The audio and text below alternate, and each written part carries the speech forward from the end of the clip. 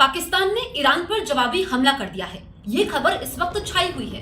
अब आप सोच रहे होंगे कि ईरान और पाकिस्तान दोनों मुस्लिम देश हैं, लेकिन दोनों एक दूसरे पर हमला क्यों कर रहे हैं? दोनों एक दूसरे के दुश्मन कैसे बन गए हैं?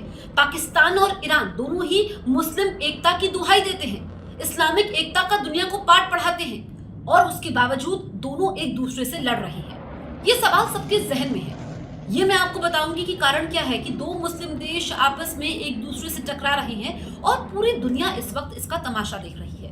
आपको याद होगा कि अभी कुछ समय पहले फिलिस्तीन के मुद्दे पर भी इन्होंने इस्लामिक एकता की दुहाई दी थी। दरअसल मंगलवार रात को ईरान पाकिस्तान पर एयर स्ट्राइक करता है और पाकिस्तान कहता है कि ये हमारी संप्रभुता से हमला है और इसका जवाब हम देंगे, और जवाब दे दिया गया। अब तो पाकिस्तानी मीडिया में तो ये खबर चल रही थी, लेकिन इसकी पुष्टि भी पाकिस्तान की तरफ से की गई है कि हाँ, उसने हमला किया है, लेकिन ईरान के आतंकी ठिकानों पर किया है। अब यह आतंकी कनेक्शन क्या है? ईरान पाकिस्तान पर हमला करता है और कहता है कि हमने आतंकी ठिकानों को तबाह किया है।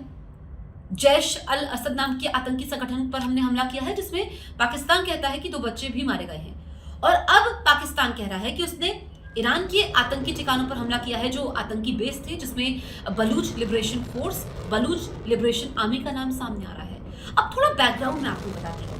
बलूचिस्तान आपको पता है कि पाकिस्तान में बलोच लोग रहते हैं, लेकिन ईरान में एक इलाका है सिस्तान, जहां पर भी बलोच लोग रहते हैं। और ऐसे में जो बलूच समुदाय है वो कहता है कि सिस्तान और बलूचिस्तान दोनों को मिला दिया जाए, एक आजाद देश की मांग वो करते आए हैं। लेकिन जो बलोच लोग ईरान में रहते हैं, दरअसल ईरान शिया मुल्क देश है, तो बलोच लोग कहते हैं कि वहां पर उनके साथ नाइंसाफी होती है, उनको परेशान किया जाता है, उनका उत्पीड़न होता है। लंबे समय से ये सब हो रहा है। ऐसे में वो ईरान के खिलाफ रहते हैं, वहां की सरकार के खिलाफ रहते हैं, क्योंकि आपको पता है कि ईरान तो शिया बहुल है, लेकिन ये सुन्नी संगठन है। दूसरी तरफ बलूचिस्तान में भी वो भी पाकिस्तान के खिलाफ रहते हैं, और ये टकराव जो है ये बलूच समुदाय को लेकर के है।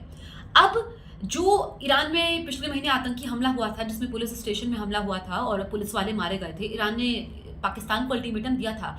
जो जैश अल असद नाम का ये आतंकी संगठन है, पाकिस्तान में ये फल फूल रहा है, ये ईरान का आरोप है।